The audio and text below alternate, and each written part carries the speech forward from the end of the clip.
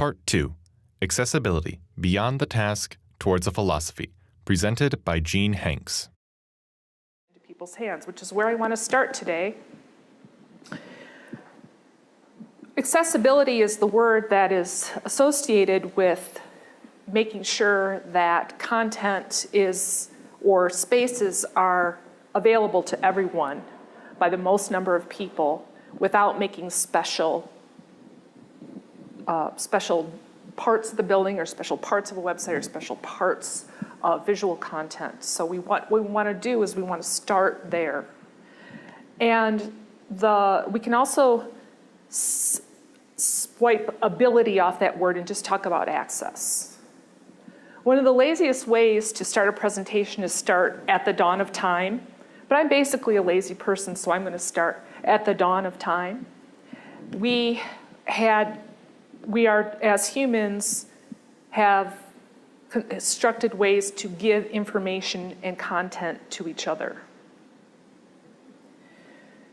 When eventually we had to do this over distance, and then time may or may not be a factor. I want to strip this all away when I'm thinking about it because I want to think, what am I actually person to person trying to do? I'm going to use different, don't touch the mic. I'm going to use different kinds of conveyances to get that message to you. Spin, spin, spin, spin, newspapers flying in the air, da, da, da, da. Now we're up to the present time, from messengers going on horses to the telegraph to the telephone, and now one of our first choices that we all that we want to use is electricity, electronic communications. So I told you that I kind of grew up with the industry. When I started, ARPANET and what became then called the internet was for sending text over long distances. The previous method for doing this was the telegraph. You would have sound encoding characters. We had sound coming over telephones and television, radio, but text was harder to get from place to place. Before the internet, we would be faxing documents over a telephone line that encoded the dots, not the text, but encoded the image as a signal that would come out as an image on the other end. So this is not so very long ago that text was actually cumbersome to transport from place to place. If you look at the HTML specs, even HTML5 in the web world, it's all about text. You have a couple of tags that relate to images, and you have some specs that relate to how big text is. We still use that original HTML for text, and then everything else we do in the web comes from CSS, JavaScript, other add-on codes. But when you think about using a visual environment, originally this was to get text from place to place very quickly. I understand that you guys are focusing on animation and VR. Your messaging that you've chosen, you are using a method that optimally expresses emotions in ways that text can't. So emojis started way, way back in email because you didn't have any way to convey emotion with the pure text from this point to this point. So now we had to have some characters in the Latin character set that conveyed emotion. Jumping ahead again, you are choosing to use images as the main carrier of the information that you're transmitting electronically. What does access mean in this situation? Well, this means that since your primary messaging is best delivered through an animation or through a virtual or AR environment, that those who don't have visual access are going to be left out of your messaging. How does this get mitigated? How do you create an environment where people, no matter what their ability to use their eyes to access your content? Now, when we think about people who have limited visual access, you might automatically think about a person who is blind or has low vision. But I might also have just gotten eye drops in my eyes from the doctor. And today is the day when I'm set up to view your animation in a training session. I may be a person who is doing caretaking and I can't have my eyes focused on the screen the entire time.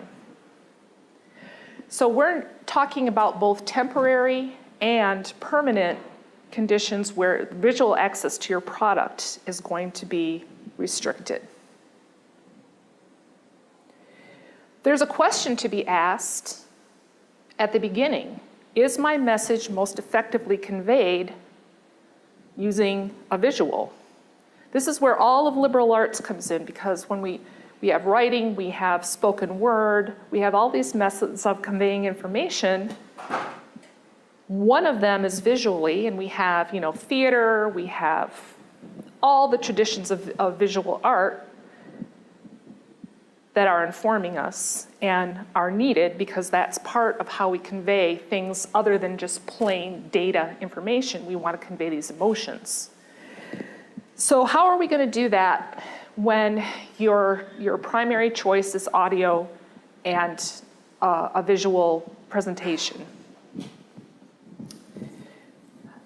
It's a problem to be solved, because every single situation is going to be different, depending on how detailed, how much you're relying on characterization. It's going to also be a problem if you're using tropes or ideas that are encoded in your culture.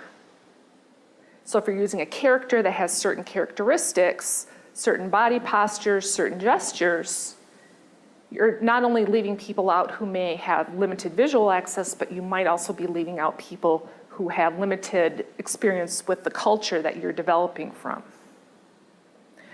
So I don't have an answer.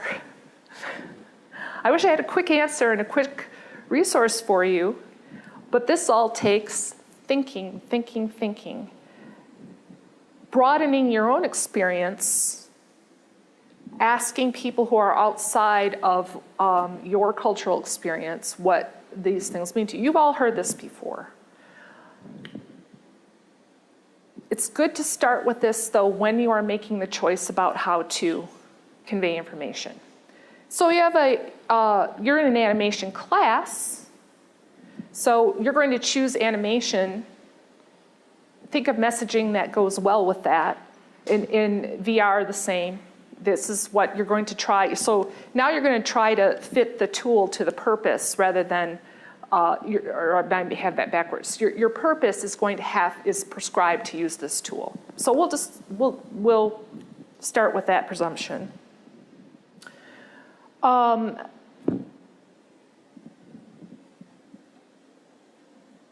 One of the things that Bill and I have talked about when we've talked about audio access or access other than visual is that movies are starting to have what's called live description. So how many of you, I'm nodding heads, are you familiar with movies that have visual description for blind and low vision?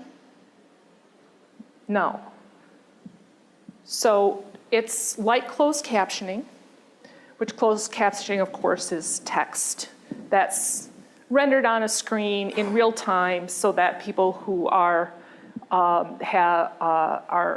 deaf and hard of hearing, or people who just don't want to have the sound turned on. I use closed captioning because when I watch the Peter Capaldi Doctor Who, I get about 2/3 of what he's saying because of his Scottish accent.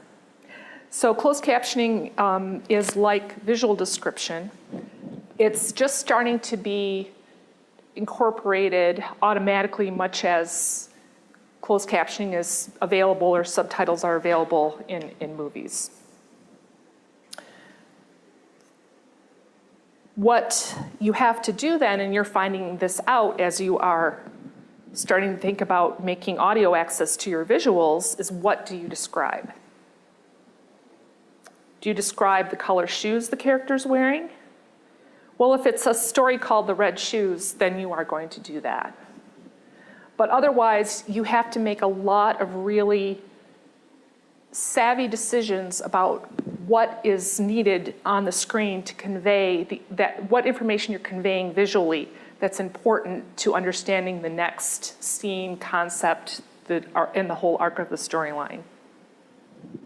Come on in. Does anyone at this point have any comments or questions about that process or examples that you have encountered as you started thinking about this? Yeah. What about making 2 or more versions of a piece of media? Is this a decent solution for accessibility? It's very decent. It's solving the problem. This is perfect though, because you did a great segue into the next thing that I want to talk about, and that's universal design. There are, of course, many instances when 2 versions are required. The problem, that's the solution to the problem. I don't know anything about your content or anything, so I'm not speaking to that. But that is one of the default answers to accessibility. So we're talking about accessibility in the built environment, buildings, roadways, accessibility for information, screens, websites, readouts on electronic devices, and accessibility for visual and audio. So the two versions, one for this population and one for this population, is one of the first things that comes to mind. So I'm going to have some visuals now. Next part. Part 3. Anywhere a Mouse Can Go. Credits. Videography. Ashley Kalin. Audio capture. Mike Dollar. Editing. Mallory Hygas. Narrator. Ian Middleton.